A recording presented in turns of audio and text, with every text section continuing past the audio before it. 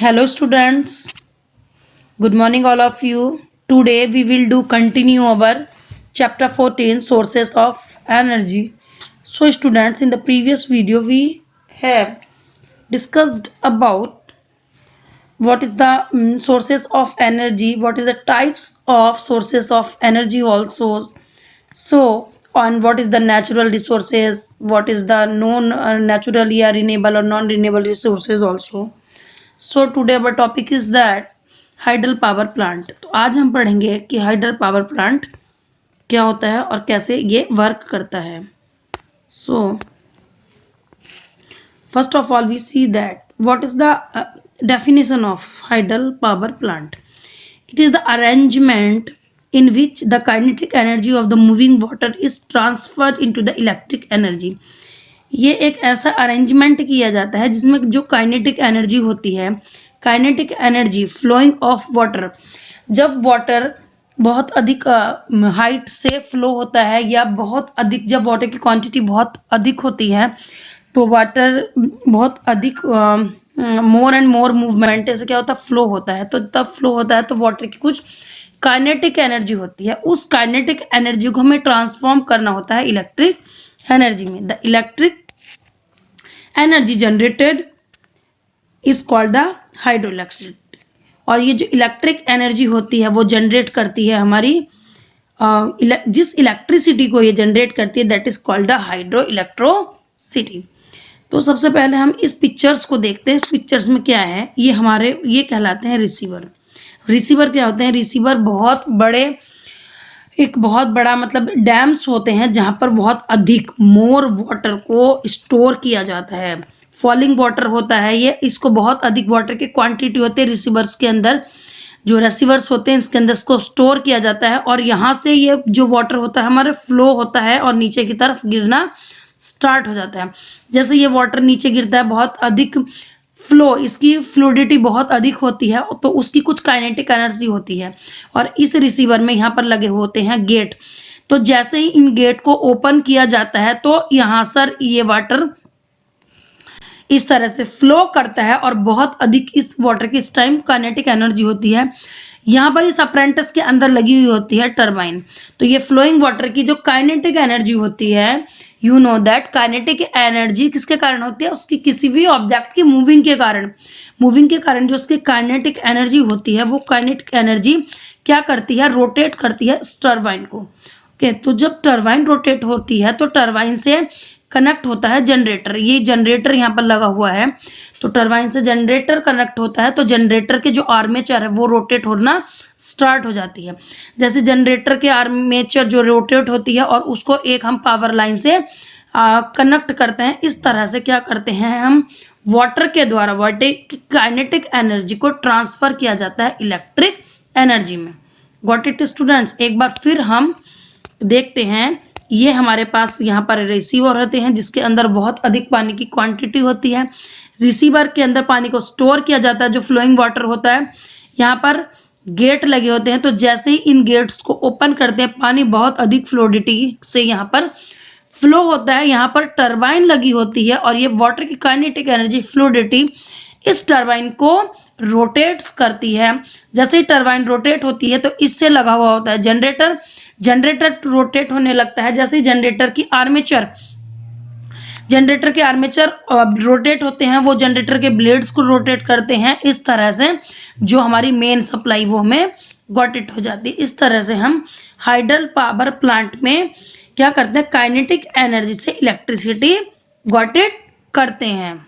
Okay, next, this energy rotates the blades of turbine. ये जो energy होती है जैसा हमने पढ़ा है टरबाइन के ब्लेड्स को रोटेट करती है, which is further coupled to a generator. और जो जनरेटर को रोटेट करती है, when the coil of the armature of generator rotate, जैसे ही जो कॉइल्स होती हैं वो जनरेटर के आर्मेचर को रोटेट्स करते हैं, इलेक्ट्रिक एनर्जी इज प्रोड्यूस। और इस तरह से हमारे पास इलेक्ट्रिक एनर्जी प्रोड्यूस होती है। ये पूरा अप्रेंटिस आप यहाँ देख सकते हो, that is the picture of dams. इस तरह से ये पानी की फ्लोडिटी है, जिस पानी बहुत अधिक स्पीड से फ्लो हो रहा है तो वो क्या करता है, इसकी कुछ काइनेटिक एनर्जी होती है और इस काइनेटिक एनर्जी को चेंज करते हैं हम इलेक्ट्रिकल एनर्जी में। Okay, so that is the pictures of hydel electricity dams की ये पिक्चर्स है जहाँ पर कंस्ट्रक्ट किया गया है एक डैम्स को वाटर की काइनेटिक एनर्जी के द्वारा यहाँ पर इलेक्ट्रिसिटी प्रोड्यूस की जाती है। नेक्स्ट अगर हम देखते हैं एडवांटेज ऑफ हाइडल एनर्जी के क्या एडवांटेज होते हैं, तो इसके एडवांटेज तो बहुत सारे हैं। देखिए first of all water is free of cost. जो हमारा वाटर होता है वो तो फ्री ऑफ कॉस्ट है, नेचुरल रिसोर्सेज, उसके लिए हमें कोई पैसा या नहीं देना होता है, तो water natural resources free of cost होता है डैम्स के अंदर। Second is that these plants are pollution free. सबसे अच्छी बात ये है कि जो हमारा ये प्लांट्स है पूरा वो पॉल्यूशन फ्री होता है। पॉल्यूशन फ्री मीन्स इन्वायरमेंट को कोई भी नुकसान नहीं होता है। Third is that construction of dams control floods. और डैम्स का कंस्ट्रक्शन करने के लिए काफ़ी हद तक फ्लड्स यानी बाढ़ों, जो बाढ़ आती हैं बहुत अधिक डिस्ट्रॉय करती है नेचुरल वेजिटेशंस को, उसको उस पर बहुत अधिक कंट्रोल कर लेते हैं डैम्स जो हमारे होते हैं। ओके, ये हो गए हमारे advantage of hydel energy. Next is that अब अगर एडवांटेज हो गए तो कुछ लिमिटेशंस भी होती हैं, तो देखते हैं लिमिटेशंस क्या होंगी। Limitations of the hydel energy. Yes, hydel energy बहुत अच्छा प्रोजेक्ट है, बहुत अच्छा ये अप्रेंटिस कंस्ट्रक्शंस है जिसके द्वारा हम काइनेटिक वाटर की काइनेटिक एनर्जी से इलेक्ट्रिक एनर्जी प्रोड्यूस करते हैं, बट उसकी कुछ लिमिटेशंस भी हैं। First of all for running this plant, इस प्लांट्स को रन करने के लिए large amount of water is required. बहुत अधिक पानी की जरूरत होती है। अगर मान लीजिए कहीं डैम्स में फ्लोडिटी वाटर की कम है या क्वांटिटी वाटर की कम है तो वहां पर इस प्लांट्स को हम कंस्ट्रक्ट नहीं कर सकते हैं। Second is that construction of dams needs of lots of investment. Yes, economic condition बहुत मीन्स फाइनेंशियल कंडीशन डिपेंड्स करती, बहुत अधिक मनी खर्च होता है यहाँ पर, बहुत अधिक इन्वेस्ट करना पड़ता है। एक कंस्ट्रक्शन करने के लिए करोड़ों रुपए खर्च हो जाते हैं। Next is the constructions of dams affect lots of flora and fauna. जी यस, जहाँ पर हमें डैम्स का कंस्ट्रक्शन करना होता है उसके लिए गवर्नमेंट से अप्रूव कराना पड़ता है, तो उसके लिए क्या करता है हमारी जो नेचुरल वेजिटेशंस है, वाइल्ड लाइफ है, उसको बहुत नुकसान होता है। मीन्स फ्लोरा और फोना ये हमारी काफ़ी हद तक नुकसान में आ जाती है। वेजिटेटिव प्रोपागेशन यानी प्लांट्स और जो हमारे एनिमल्स हैं उनकी लाइफ को डेंजर में आ जाती है, क्योंकि उसके लिए बहुत अधिक स्पेस की भी ज़रूरत होती है। ओके, नेक्स्ट और हम पढ़ते हैं अब कन्वेंशनल सोर्स ऑफ एनर्जी। इसके अलावा क्या कन्वेंशनल सोर्स ऑफ एनर्जी हो सकती है? Conventional source of energy like biomass. Yes, biomass क्या है? तो बायोमास क्या है? Biomass it is the waste material. ये क्या है? एक waste material. It is the waste material produce by the living beings, यानी कि ये किससे प्रोड्यूस होते हैं? Living beings. And the dead material of living beings, मतलब बायोमास के जो प्रोडक्ट्स हैं वो ऐसे प्रोडक्ट्स हैं या तो वो लिविंग बींग से प्रोड्यूस होंगे या फिर dead material of living beings produce होते हैं। हम कह सकते हैं कि बायोमास एक ऐसा प्रोडक्ट है जो ऑर्गेनिक मैटर से प्रिपेयर होता है। ऑर्गेनिक मैटर मतलब उसके अंदर रिक्वायर होती है प्लांट्स प्लस एनिमल्स।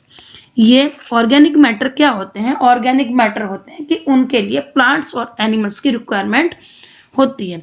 ये या तो प्लांट्स और एनिमल्स के लिविंग बींग्स मतलब लिविंग मटेरियल से प्रोड्यूस हो या उनके डेड मैटर से प्रोड्यूस हो, that is called the biomass. ये that is the called is organic matter.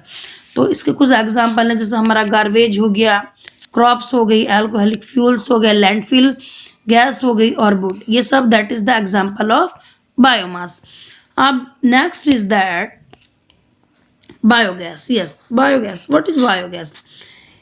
Biogas it is a mixture methane, मतलब बायोमास बहुत सारी, biomass is the mixture of the many gases like methane, carbon dioxide, hydrogen and traces of hydrogen sulphide और hydrogen sulphide, इन सब का mixture जो होता है that is called the biogas.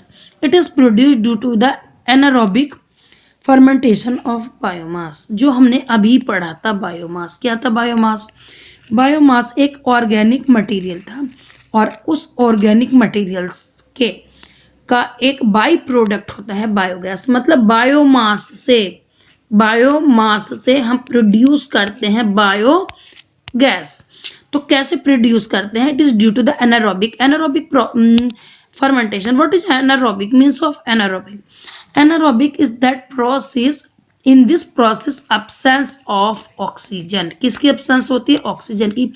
जब हम किसी भी ऑब्जेक्ट्स का, किसी भी थिंग्स का, किसी भी मटेरियल का एनारोबिक प्रोसेस करते हैं तो उसमें ऑक्सीजन absence होती है। मीन्स एनारोबिक प्रोसीजर में हमें ऑक्सीजन की जरूरत नहीं होती है। फर्मेंटेशन ऑफ बायोमास का फर्मेंटेशन करते हैं। फर्मेंटेशन क्या होता है? फर्मेंटेशन में होता है कि जो हमारे कॉम्प्लेक्स सब्सटेंस होते हैं वो ब्रेक डाउन होते हैं हमारे सिंपल सब्सटेंसेस में। तो जब मतलब बायोमास के प्रोडक्ट्स को, बायोमास के जो कॉम्प्लेक्स सब्सटेंसेस होते हैं उनको सिंपलियर सब्सटेंस में ब्रेक डाउन कर लिया जाता है in the absence of oxygen is called the biogas. तब वहां पर बायोगैस बनती है। देख लेते हैं कि ये कैसे बनती है। The plant that is used in the biogas plant is sown. Biomass से बायोगैस बनाने के लिए इस तरह का एक प्लांट तैयार किया जाता है। इसके अंदर 3 मेन टैंक होते हैं। ये फर्स्ट हमारा जो आउट टैंक होता है, ये मिडल टैंक एक होता है, और एक ये इनटेक हो गया, ये इनटेक होता है। फर्स्ट वाला होता है हमारा इनटेक, और ये एक मिडल टैंक, और एक आउट टैंक। यहाँ पर लिखा है आउट टैंक, ये आउट टैंक होता है। तो इसमें होता क्या है, जो हमारा ये प्लांट है इसके अंदर जो कैटल डंग होता है ना, कैटल डंग मतलब जो पशुओं का गोबर होता है। यू अपने गांव में तो देखा ही होगा। कैटल डंग और वाटर को एक इक्वल प्रपोर्शन में मिला करके उसका एक पेस्ट बना लिया जाता है और वो डाला जाता है इसमें इंटेक टैंक में। और इस इंटेक टैंक को मिक्सिंग टैंक भी बोलते हैं। तो वो मिक्सिंग हो जाता है यहाँ पर, और मिक्सिंग ये पूरा का पूरा जो मतलब प्रोसेस होता है वो होता है हमारा मिक्सिंग टैंक के अंदर।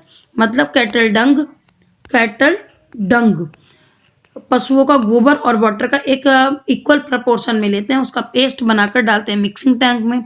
ये अच्छे से मिक्सिंग हो जाता है, और मिक्सिंग होने के बाद ये जाता है हमारे इसमें मिडल टैंक में क्या होता है, यहाँ होता है इसका एनारोबिक प्रोसीजर। यहाँ पर ऑक्सीजन नहीं होता है क्योंकि ये टैंक हमारा टोटली सील्ड होता है, यहाँ पर ऑक्सीजन नहीं होती है। तो इसके अंदर बहुत सारी फर्मेंटेशन होता है। फर्मेंटेशन होने के लिए इसमें 1 ईयर्स का लगभग टाइम लगता है।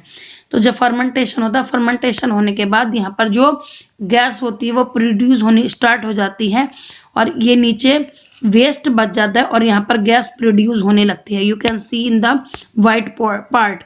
यहाँ पर क्या होता है, ये गैस के बबल्स उठ रहे हैं और बबल गैस प्रोड्यूस हो रही है, और इसके द्वारा हमारे गैस को बाहर निकाल लिया जाता है जो गैस बनती है।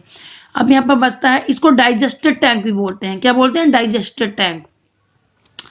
डाइजेस्टेड टैंक में जो भी यहाँ पर वेस्ट मटेरियल बचता है, उस वेस्ट मटेरियल को हम आउटलेट टैंक के द्वारा बाहर निकालते हैं। और ये जो वेस्ट मटेरियल बचता है जिसको आउटलेट टैंक के हेल्प से बाहर निकालते हैं, that is called the manure. इसको क्या कहते हैं? इसको कहते हैं मैन्योर। मैन्योर क्या होता है? मैन्योर होता है एक ऑर्गेनिक मटेरियल, खाद, जिसके द्वारा क्रॉप प्रोडक्शन हमारा बहुत ही अच्छा होता है। हम इसको खेती करने के यूज में लाते हैं। तो यहाँ से क्या बचता है? मैन्योर बचता है। और मैन्योर भी कोई वेस्ट मटेरियल नहीं होता है, इसको क्रॉप प्रोडक्शन के लिए यूज किया जाता है। तो अब हमारे पास हमने पढ़ लिया पूरा। इसमें 3 चीज याद रखनी है, मिक्सिंग टैंक, डाइजेस्टेड टैंक और आउटलेट टैंक। और यहाँ पर होता है हमारा एनारोबिक फर्मेंटेशन होता है सारी गैसेस का, और इसके द्वारा गैस को प्रोड्यूस कर लिया जाता है, और आउटलेट टैंक के द्वारा मैन्योर को बाहर निकाल लिया जाता है जो क्रॉप प्रोडक्शन में यूज होता है। तो जो बायोगैस है हमारा बिल्कुल एकदम ये नेचुरल प्रोसेस है। जो बायोमास से हमारा बायोगैस बना, that is the natural process. ये बिल्कुल एक नेचुरल प्रोसेस है बायोगैस। और इसके यूज क्या होगा? कुकिंग। अब हम इसके यूज देखते हैं 1 by 1। Uses of biogas for cooking purpose. Cooking में इसका एक बहुत अच्छा, जो एलपीजी गैस आप यूज करते हो उस स्थान पर बायो गैस यूज कर सकते हैं। एक तो कुकिंग के लिए हो गया, दूसरा हो गया मैन्योर। मैन्योर किसके लिए? क्रॉप प्रोडक्शन के लिए। हम अपनी क्रॉप को बहुत अच्छा प्रोडक्शन कर सकते हैं खेतों में मैन्योर का यूज़ करके। मैन्योर फर्टिलाइज़र की तुलना में बहुत अधिक नेचुरल होते हैं और क्रॉप्स के लिए बहुत ही अच्छे होते हैं। मैन्योर के लिए हो गए और थर्ड हो गया बिल्कुल एकदम नेचुरल है, इसमें कुछ भी इन्वायरमेंट को कुछ भी हार्मफुल कुछ हार्म नहीं होता है। ये थे हमारे कुछ इसके यूजेस बायोगैस के। Okay students, got it this topics? Okay, so students इस वीडियो में इतना ही। नेक्स्ट वीडियो में मिलेंगे अपने